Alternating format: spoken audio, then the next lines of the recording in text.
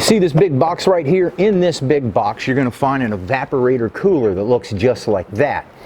Now ours is leaking, so we're going to go ahead and we're going to take this apart.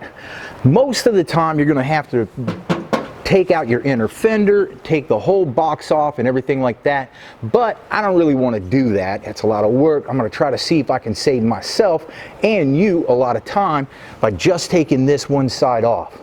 My name's David Welch. You've seen me on tons of YouTube videos and all the helpful handy hints brothers got to give you. I'm going to see if I can get this done today for you in a short period of time, save you a little trouble. Let's see if it works. Now, even though this is not going to entail any electrical connections, I'm going to disconnect the battery anyway just to be on the safe side. Also, if you still have Freon in your system, make sure that you evacuate it and you just don't shoot it into the air. I'm going to go ahead and clear off everything on this side because once again, like I said, I want to see if I can just take half of this apart and save myself and you a ton of time and trouble.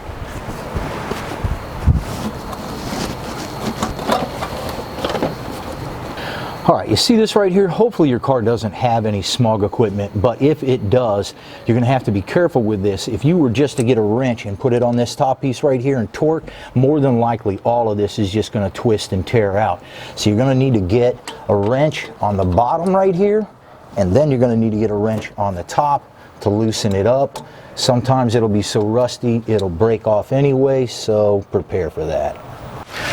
Next, I'm going to go ahead and take off the box right here. It's got about 4 or 5 screws holding it in. You got a couple here, you got a couple here, a couple here, and you got one hiding down there, maybe 2. So get all those out, and let's see what this thing looks like. Okay, so let's see if this works. I got all the bolts off. There's a couple of studs that are in the top and bottom here that are kind of long, and they might make this a little tough. Bunch of wires right here. Okay. Alright, well, at least that works. Okay, now this right here, this is the probe that goes into the evaporator core and keeps track of the temperature. Now, if I pull out the evaporator core first, then this can get bent up and damaged. So I'll simply disconnect the electrical connections. I'll mark one top and one bottom so I know where they go. You can see it's got a screw here and a screw right there. I'll take those out and I'll simply slide this guy right on out of there, and then I don't have to worry about bending that up.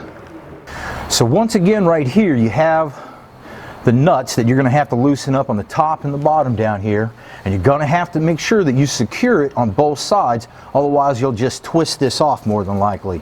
So get your wrench on here and on here so you don't bust your stuff up. Now there's a little clamp at the top right here, and there's a little clamp on the bottom. You're just going to unscrew those, and now hopefully this will pop off on out of here.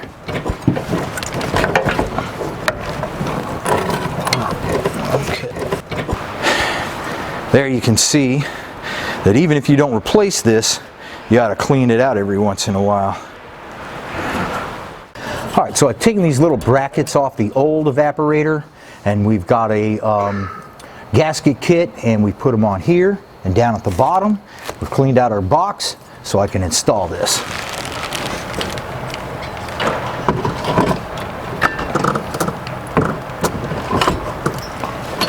Make sure the gasket sits in there.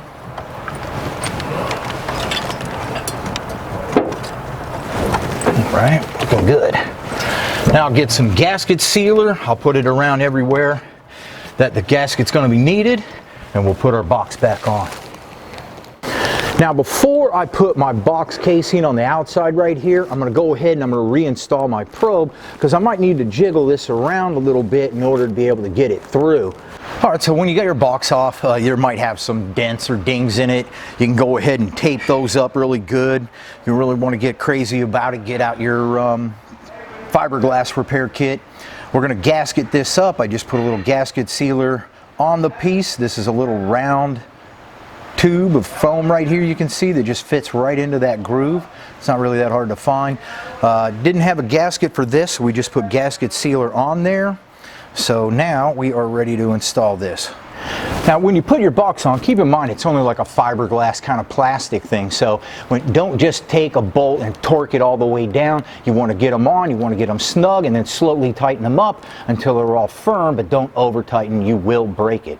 Next thing you want to remember is that you got to get this little green O-ring right here, and you need to put them on right here. This is a real important step because without this you will not be able to keep your air conditioning in. There's also a special oil that goes on this, so you'll go ahead and put that on there. Then we'll be able to reattach all of our pieces here.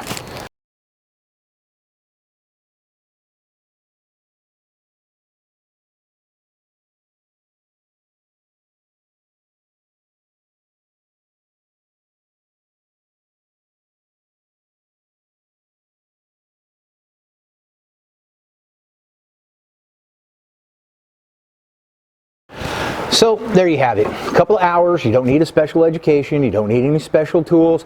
Even if your evaporator's not leaking, you might want to take it out and clean it because you saw how dirty ours was.